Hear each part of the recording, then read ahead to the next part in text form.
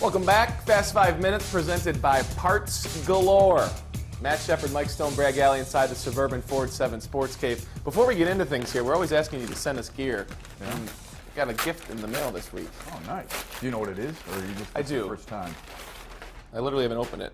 A jersey from Mary Grove College. Uh-huh. So we got to add that to the wall. They said, hey, we saw Madonna. We've seen Oakland. We've got U of D in here. So Sure. Mary Grove added to the collection. We're going to put that in the Good cave. for them. Yeah. Put it on the bar. If you've got a jersey or a pennant or a poster or anything of your favorite high school team, send it in. Email us at sports@WXYZ.com. Wayne State, where are you? Yeah. Let's go. Let's make it happen. A Joik Bell Well, jersey? Tom will be out there Wednesday. He should pick up some stuff. He will be. I will be too. Training camp show Wednesday afternoon. Well, let's get into it here. Fast 5 minutes. Red Wings offseason not exactly decorated with great fanfare. If they're done, if this is it, what's the realistic expectation for this team? They'll battle for the last playoff spot or seventh, just like they did last year, because hopefully Datsuk and Zetterberg will be healthy.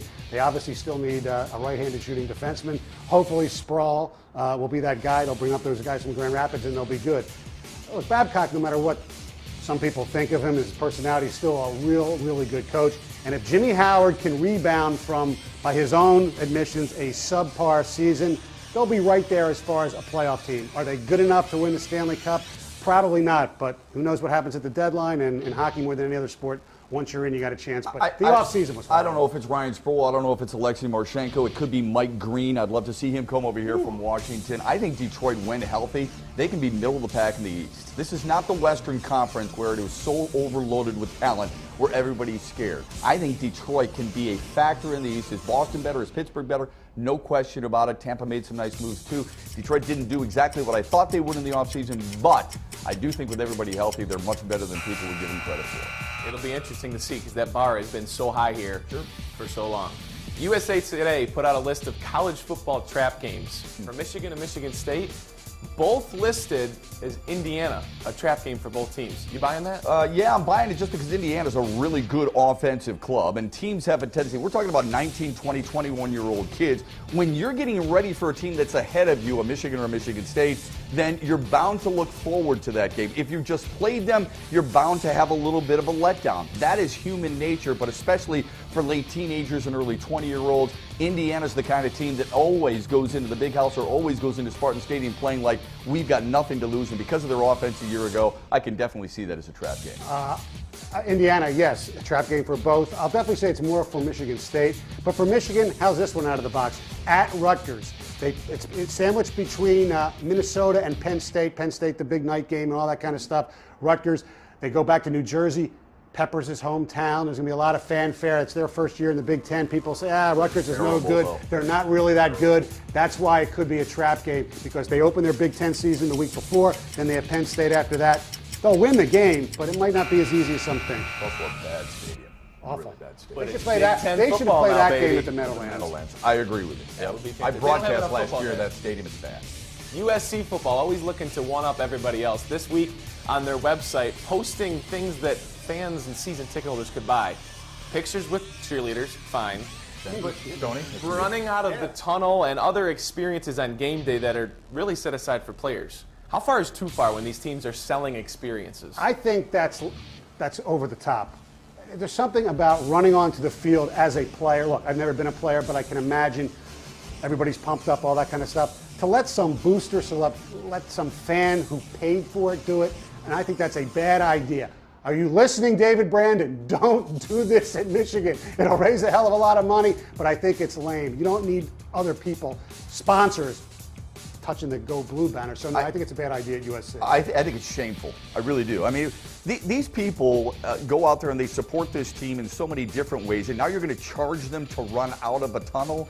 If you're buying advertisements in the arena, in the stadium, you're buying them somewhere along the concourse, I get it, but you're going to suddenly hold people captive. If you want to run out of this tunnel for that type of experience, you're going to charge them money. Shame on Pat Hayden, shame on USC. Next thing you know, you'll have they'll want fireworks there. That's a good idea. Wait a minute.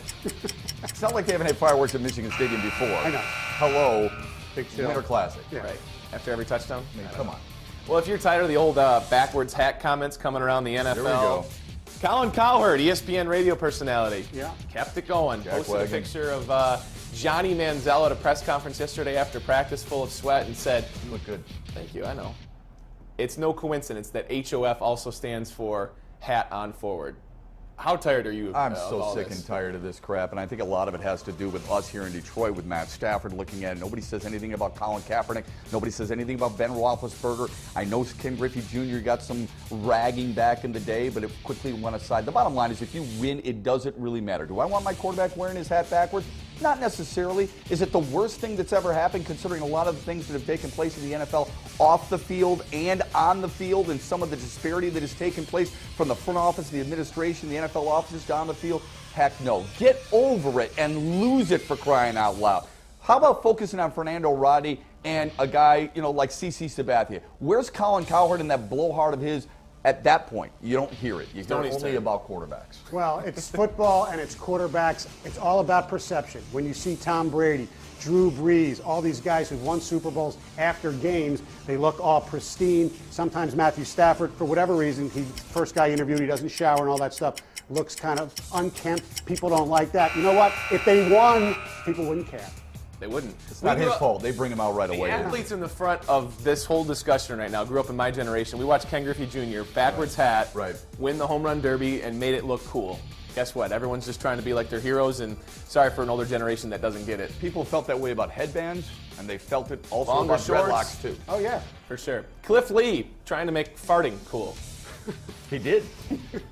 Post-game press conference this week. Yes. His first start back since being on the DL forever with the Phillies.